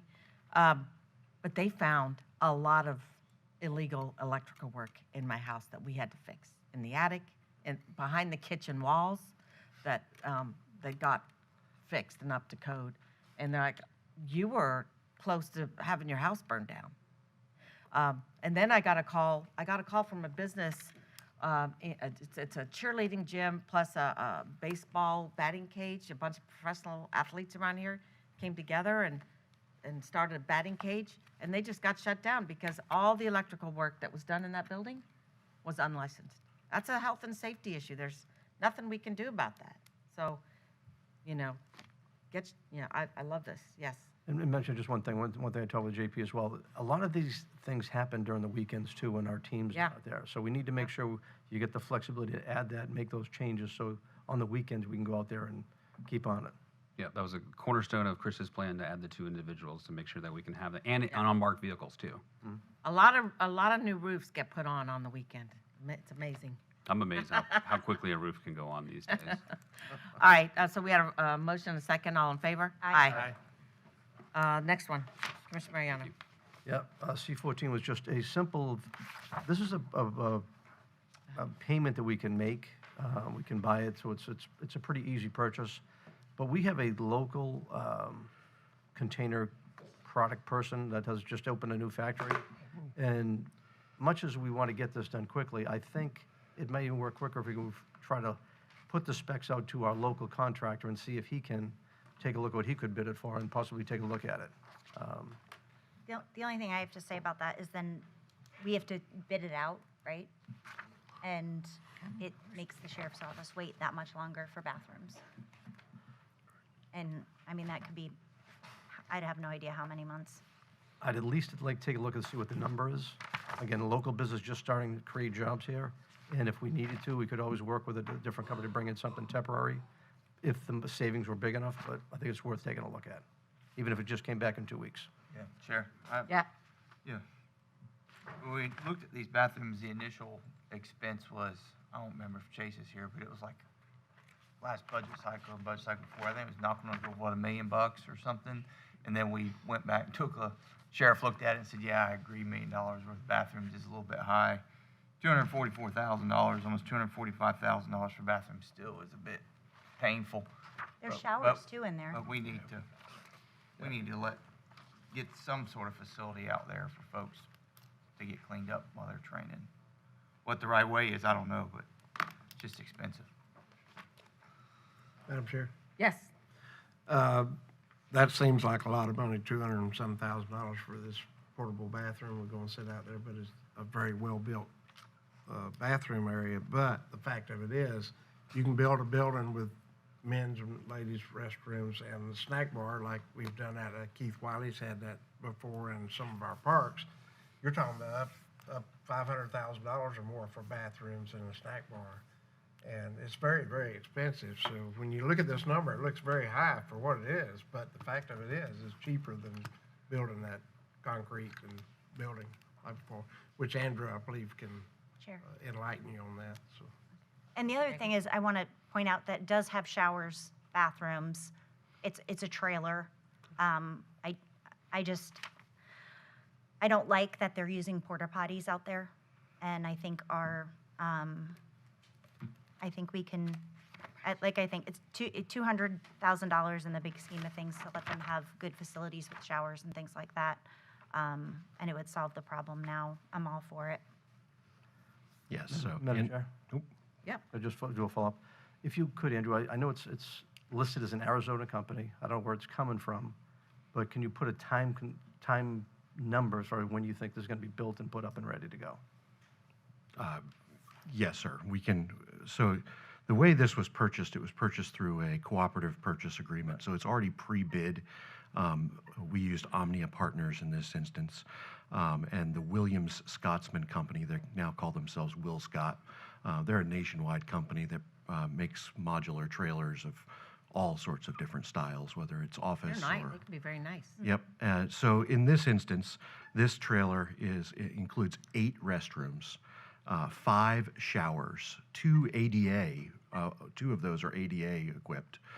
So this is it meets all the needs that's out there. So this isn't just some small restroom facility. This is a pretty good size facility. For instance, as just comparison, the Starkey Park Trail, we did a $496,000, but that was a modular precast concrete restroom facility. So just for comparison of different type of products in this same sort of genre of facility, this really is what we feel. That took 13 years to get done. Yes, ma'am. But we really have looked for the most cost-effective solution, and we can absolutely try to make sure it's expedited as fast as possible. And I think that's part of what we're looking for out of this. I don't have the exact dates, but I can certainly get that for you. All right, we got to keep moving. And where's it going to be made? I don't know the exact location it's going to be produced. I think I would like to see it continue 2 weeks and get those answers, and then 2 weeks will not set us back far. I want to see the deputies as quick as we can out of portalets. I hate them things too. So I do want to change it. I don't think it's a bad price even, but if we could get it done locally and even cheaper, I think it's worth a look. Well, do you have support for that? Others? I'm good with the 8 bathrooms, showers, and it's already been bid out. Yeah.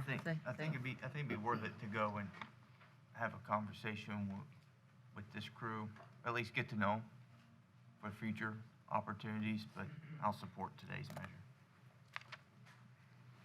Okay, well then I need a, oh, can we get two? Can we put, yeah. Keith was asking if we can get one for the Suncoast. We don't need the showers there, but we need the bathrooms. We do need to get something going there, Suncoast of 54. Okay, I need a motion. Okay, well, I make a motion to approve the 200 or C14 for 244, 625.95. I'll second. All in favor? Aye. Aye. Opposed? Nay. Okay, Commissioner Mariano, C43.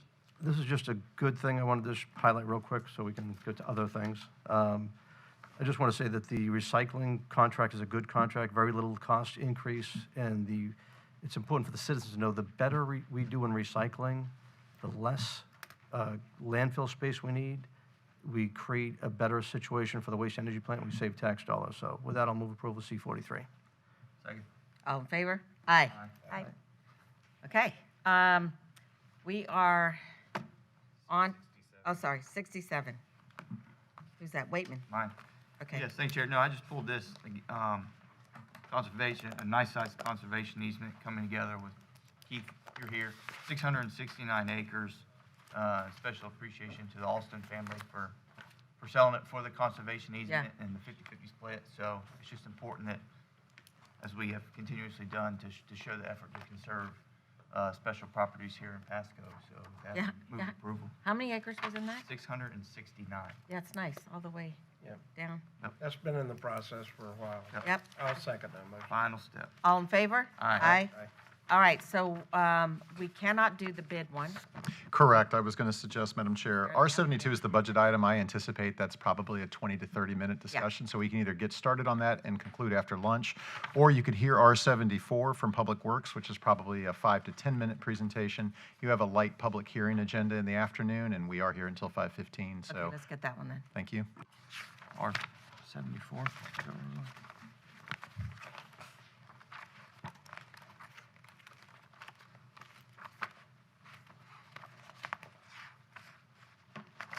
All right, good morning again. Jason Mickle, Public Works Director. At your May 6th meeting, we had an item for the Ridge MSBU. The board asked us to reconsider dissolving that MSBU and then to come back to you with some options, some recommendations to do maintenance throughout that community. And I'm here today to provide you with a really quick update and show you what we came up with. So I won't bore you with the timeline, but I'll just show you on that last timeline there is what I just mentioned. That's where we came to you, to the board. You asked us to go back and explore some other options. So within the community, there's about a 2.7-mile ditch system that runs through it. I don't know if you're familiar with it at all. It's just to orient you. It's kind of Wesley Chapel area, east of 75. This system has been overgrown for decades, and there's lots of kind of invasive trees and underbrush that's kind of clogging up the system that's intended to move water, convey water throughout that community. So there are some blockaged areas that can cause some flooding within the community. So our proposal is to work with one of our contractors and to go out there. Now, I'll just throw it out there for us to do it internally, because that was some of the discussion. For our teams to go out there and do it would be about a 3-year or so process. It would take up a lot of our resources. So we looked at an alternative, which is hiring a contractor. Just to orient you on the map, that's some of the canal system throughout the community. If you're familiar with it, it's about 10 feet wide. Severely overgrown, not a lot of conveyance occurring through there. But what we'll do is we'll use the MSBU money that's currently available, about $849,000 of it, which is just less than what we have within the MSBU. We could use that money to hire a contractor and maintain that ditch to the point where we could get most of that cleared out. Then what we would do from there is our teams can maintain that clear ditch as part of our stormwater maintenance program. And as you know, we have MSTU for our road rehabilitation program, that we can put these roads on our list for road rehabilitation. So we could use the MSTU, which they're paying into, to do their roads, and then we could use what money they have in their MSBU to do the stormwater maintenance that's needed out there. So with that, I tried to make it really quick, just give you an update of what we come up with. We could, again, just in summary, we can use a vendor to do this work. We have multiple vendors that we can work with. We'll probably go through the normal bid process. Using that purchasing process to go out to bid and getting the work done would be about an 18-month process. Commissioner Mariano. Yeah, Madam Chairman. Jason, I want to thank you, Yeah. Branford, the team, because this was started like before Branford was here, Yeah. trying to get this done. They did some of the work out there, but then evidently it stopped. So with all the money that's out there, I thought it was very appropriate that we take it forward. So, Jason, I support you going forward to have your team look at it, to do it, but I think in speed of 18 months compared to 3 years, I think it's worthwhile, depending how the cost bids come out. So I'm supportive of what you're trying to do, and I appreciate the effort. Okay, great, thank you. Yes, so do we need action today? No. There's no action today, Okay. Chairman. I would, Chair. Yeah. Yeah, 3 years to do a little over 2 miles, that's mighty slow. So, Based on money. yeah, but anyway. Just No, to- glad, I spoke with some of the board members last week, and have you talked to them? Have you given them this? We update have, that we're- yep, our team has met All right, good. with them, So, yep. Good deal. Thank you. Okay, so then you're good to go, right? So I'll come back to you with a future board item to move this project along. Yes. Okay. Did any of these folks have any flooding during Milton? Or were they lucky? I don't think there was any structure flooding, but there's community flooding there. Yeah, yards, and it's a wet area anyway.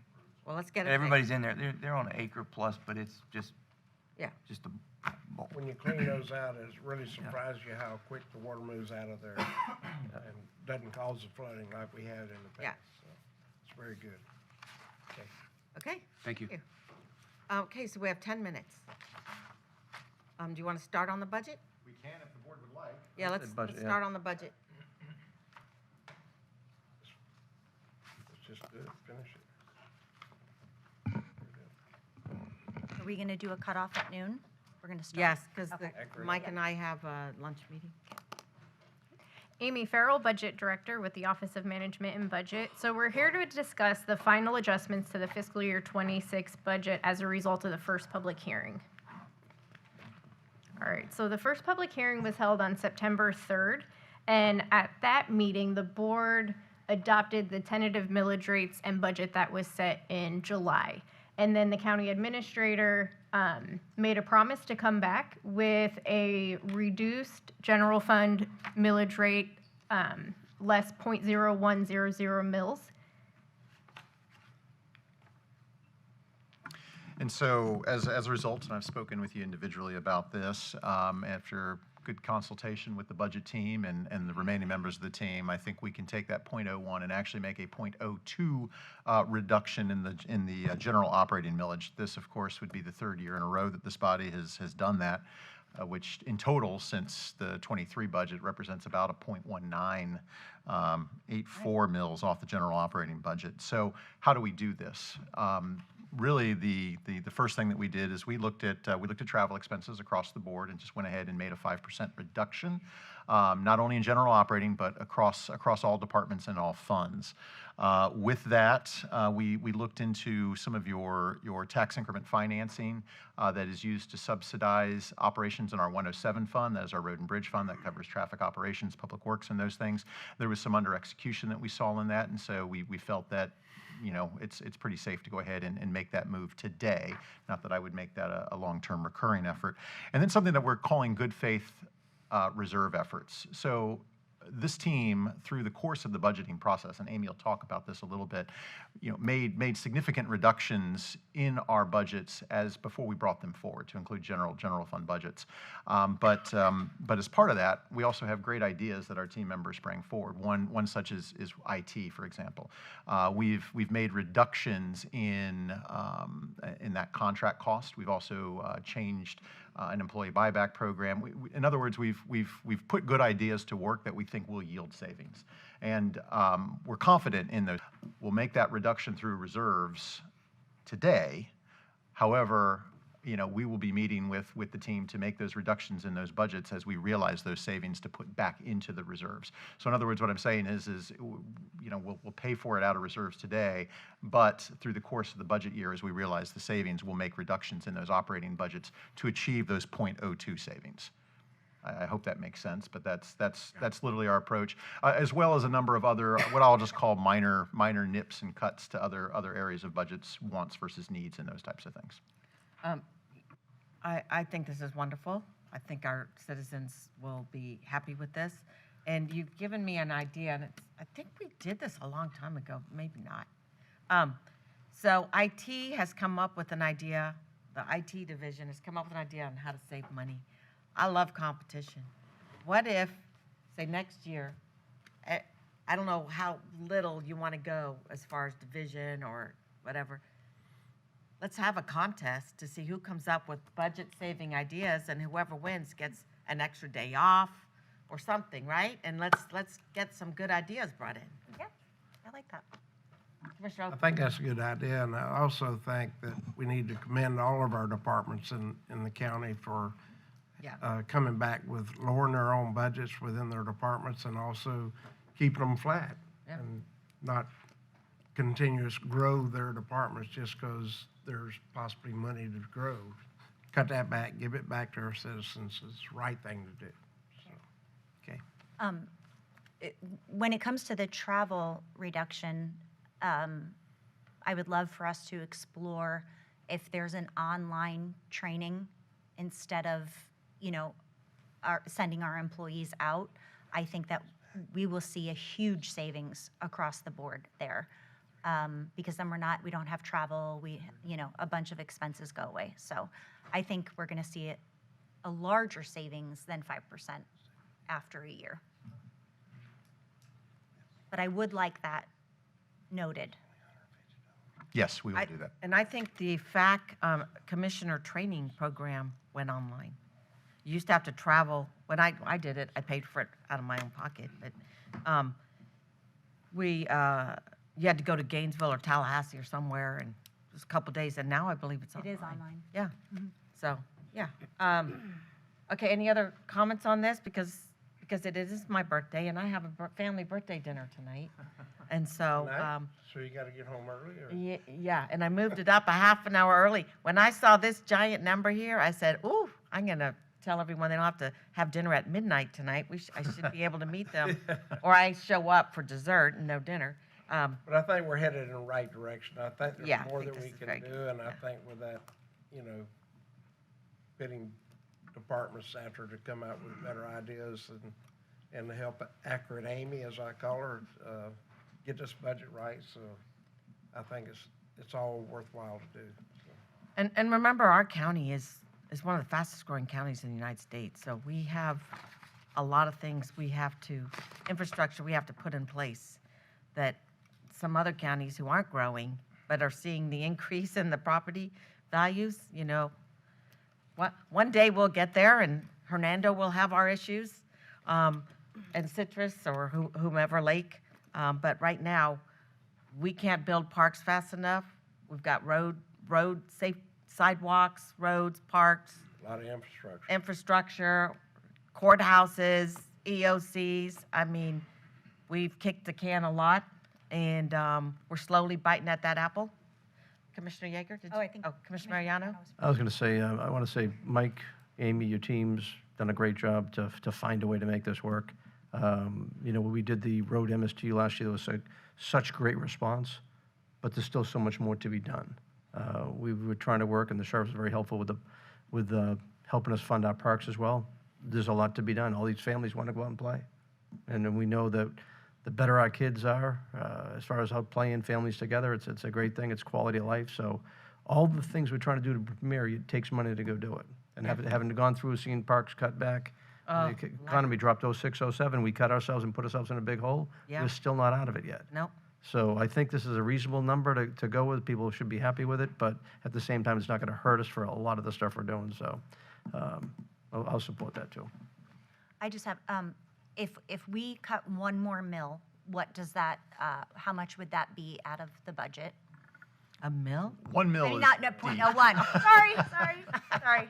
0.01. So 0.01 would represent approximately, we'll just say another $500,000 of cuts. I would say that between the efficiencies that our budget departments and our assistant county administrators have done with their department budgets, we would want to start looking at what I would having a more serious conversation regarding additional recurring spending. So, my advice to this board, if that's something that could be a conversation that we have, if this body wants to have it, but it would require probably a more critical look at new expenditures. And mind you, the new expenditures that we call BPIs are completely aligned with your strategic plan. And they include things such as staffing new libraries, staffing the expanded corrections facility, making investments in your land development code, all of those things. Beyond that, then you kind of get into your, perhaps, your discretionary dollars. You can look at I have a suggestion. Certainly. I don't know if anybody else will be on it, but I'm all for taking the $500,000 out of reserves for our constituents. It's a $500,000.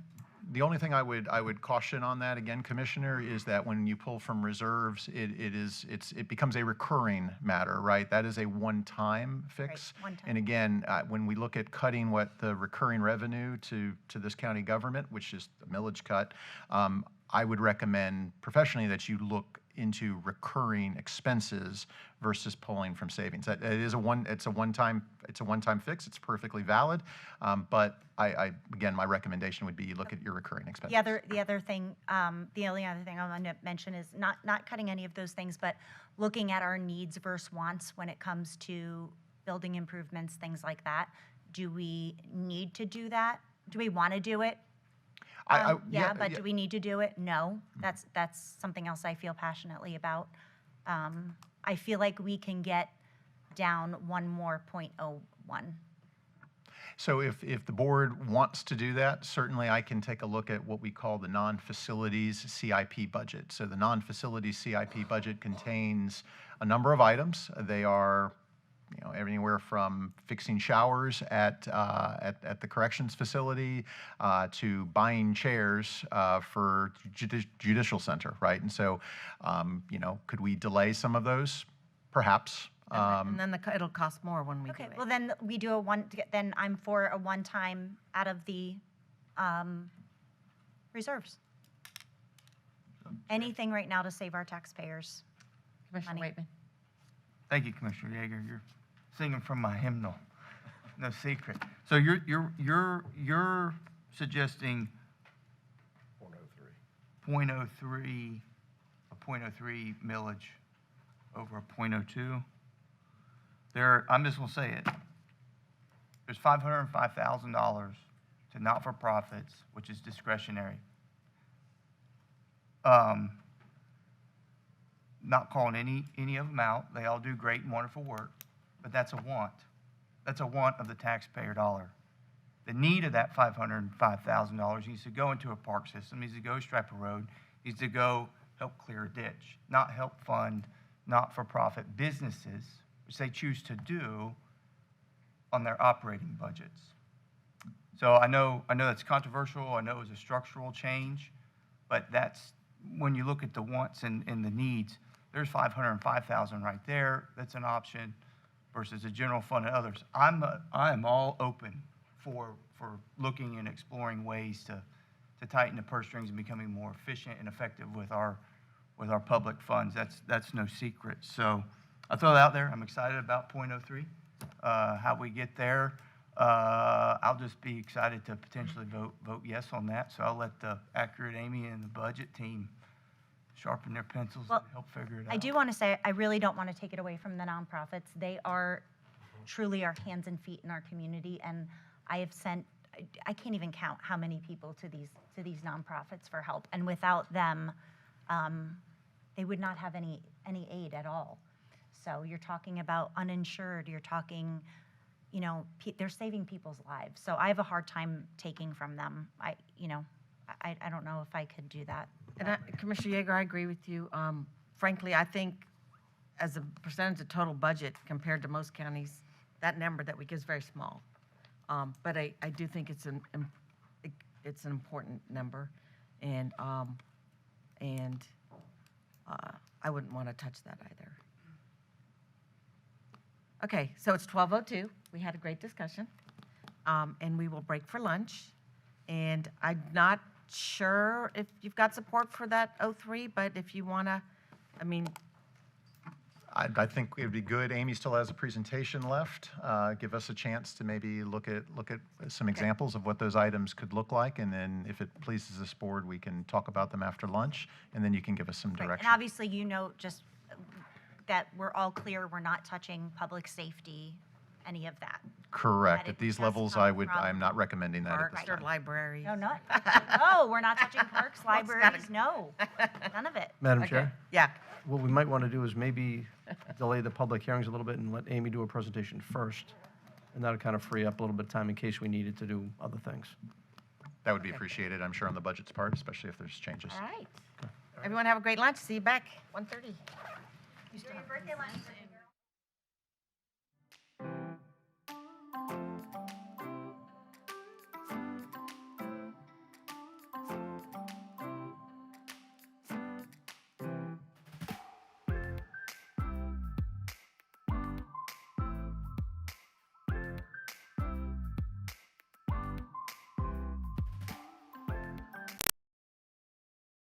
Pasco County waterways and wildlife depend on you to keep them healthy.